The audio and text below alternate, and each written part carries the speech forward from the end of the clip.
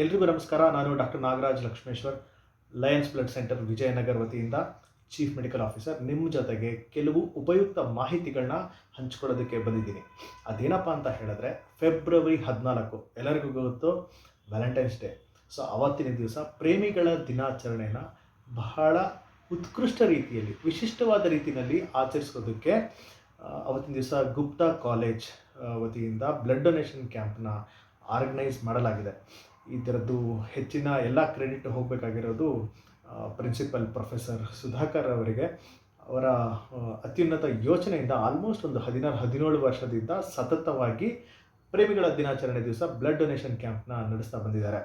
ಇದು ಬಹಳ ಉತ್ಕೃಷ್ಟವಾಗಿರೋಂಥ ಒಂದು ವಿಚಾರ. ಯಾಕಪ್ಪ ಅಂತ ಹೇಳಿದ್ರೆ, ಪ್ರೇಮಗಳಲ್ಲಿ ಅತ್ಯಂತ ಉತ್ಕೃಷ್ಟವಾಗಿರೋ ಪ್ರೇಮ ಅಂತ ಹೇಳಿದ್ರೆ ಮಾನವ ಪ್ರೇಮ.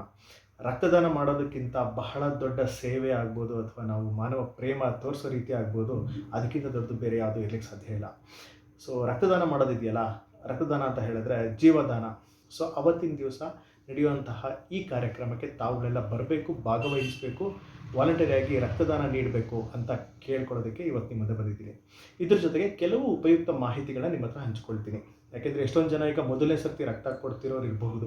ಅವರಿಗೆ ಕೆಲವು ಪ್ರಶ್ನೆಗಳಿರುತ್ತೆ, ಕೆಲವು ವಿಚಾರಗಳನ್ನ ತಿಳ್ಕೋಬೇಕು ಅಂತ ಇರುತ್ತೆ. ಅದರ ಬಗ್ಗೆ ಕೆಲವು ಮಾಹಿತಿಗಳನ್ನ ಹಂಚ್ಕೊಳ್ತೀನಿ ನಿಮ್ಮ ಹತ್ರ.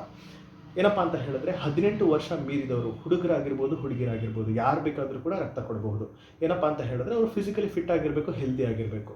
ಅವರ ದೇಹದ ತೂಕ 45 kgಗಿಂತ ಜಾಸ್ತಿ ಇರಬೇಕು, ಮತ್ತು ಯಾವುದೇ ಥರದ ದೊಡ್ಡ ದೈಹಿಕ ಸಮಸ್ಯೆಗಳು, ಆರೋಗ್ಯ ಸಮಸ್ಯೆಗಳು ಇರಬಾರ್ದು. ಹೀಗಿಲ್ದಿರೋರು ಯಾರು ಬೇಕಾದರೂ ಕೂಡ ರಕ್ತ ಕೊಡ್ಬೋದು. ಸೊ ಈ ಥರ ರಕ್ತ ಕೊಡೋದ್ರಿಂದ ಕೊಡೋರಿಗೇನಾದರೂ ಸಮಸ್ಯೆ ಆಗುತ್ತಾ ಅಂತ ಕೆಲವರಲ್ಲಿ ಯೋಚನೆ ಇರ್ಬೋದು.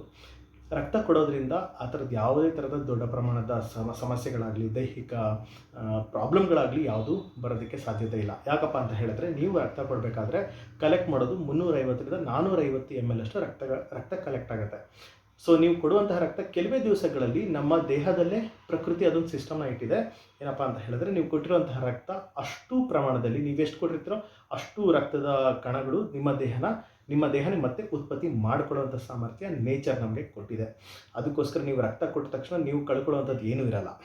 ಸೊ ಅವತ್ತಿನ ದಿವಸ ಕೆಲವು ಇನ್ಸ್ಟ್ರಕ್ಷನ್ಸ್ಗಳನ್ನ ಫಾಲೋ ಮಾಡಿದ್ರೆ ಸಾಕಾಗುತ್ತೆ. ಏನಪ್ಪ ಅಂತ ಹೇಳಿದ್ರೆ, ಬೆಳಗ್ಗೆ ನೀವು ಚೆನ್ನಾಗಿ ಬ್ರೇಕ್ಫಾಸ್ಟ್ ಮಾಡ್ಕೊಂಡು ಬಂದಿರಬೇಕು, ರಾತ್ರಿ ಚೆನ್ನಾಗಿ ನಿದ್ದೆ ಮಾಡಿರಬೇಕು, ಅವತ್ತಿನ ದಿವಸ ಚೆನ್ನಾಗಿ ಆಹಾರ, ಎಸ್ಪೆಷಲಿ ಫ್ಲೂಯಿಡ್ನ ನೀವು ತೊಗೊಳ್ತಾ ಇರಬೇಕು. ತುಂಬ ದೈಹಿಕ ಶ್ರಮ ಆಗುವಂತಹ ಜಿಮ್ಮು, ಆ ಥರ ತುಂಬ ಹೆವಿ ಎಕ್ಸಸೈಸ್ ಮಾಡದೆ ಒಂದು ದಿವಸ ಸ್ವಲ್ಪ ರೆಸ್ಟಲ್ಲಿದ್ದರೆ ಸಾಕು. It will be one more natural day. ರಕ್ತ ಕೊಟ್ಟ ತಕ್ಷಣ ಏನೋ ಬಹಳ ದೊಡ್ಡ ಸಮಸ್ಯೆ ಆಗುತ್ತೆ ಅನ್ನೋಂಥದ್ದು ಆ ಥರ ಅಂತೂ ಏನೂ ಇಲ್ಲ. ಸೊ ಅದಕ್ಕೋಸ್ಕರ ನೀವೆಲ್ಲರೂ ಮುಂದೆ ಬಂದುಬಿಟ್ಟು ರಕ್ತ ಕೊಡೋದಕ್ಕೆ. ಯಾಕೆ ಅಂತ ಹೇಳಿದ್ರೆ, ಇದುವರೆಗೂ ಎಷ್ಟೇ ಟೆಕ್ನಾಲಜಿ ಡೆವಲಪ್ ಆಗಿದೆ, ಈಗ ಸದ್ಯದಲ್ಲಿ ಪರಿಸ್ಥಿತಿನಲ್ಲಿ ರಕ್ತ ಅಂತೂ ಎಲ್ಲೂ ಹೊರಗಡೆ ಮ್ಯಾನುಫ್ಯಾಕ್ಚರ್ ಮಾಡಲಿಕ್ಕಾಗಲ್ಲ. ನಿಮ್ಮಂಥವ್ರು ಮುಂದೆ ಬಂದು ರಕ್ತ ಕೊಟ್ಟರೆ ಅದೆಲ್ಲೋ ಯಾರಿಗೋ ಒಬ್ಬರಿಗೆ ಒಂದು ಜೀವ ಕೊಟ್ಟಂಗಾಗತ್ತೆ.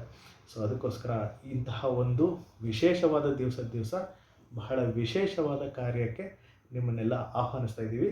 ದಯವಿಟ್ಟು ಎಲ್ಲರೂ ಮುಂದೆ ಬಂದು ರಕ್ತ ಕೊಡಿ. ನೀವು ಕೊಡುವಂಥ ರಕ್ತ ಯಾರಿಗೋ ಒಬ್ಬರಿಗೆ ಜೀವದಾನ ಮಾಡುತ್ತೆ. ಒಬ್ಬರಿಗೆಲ್ಲ ಮಿನಿಮಮ್ 3 ಜನಕ್ಕಾದರೂ ಜೀವದಾನ ಮಾಡುತ್ತೆ. Thank you.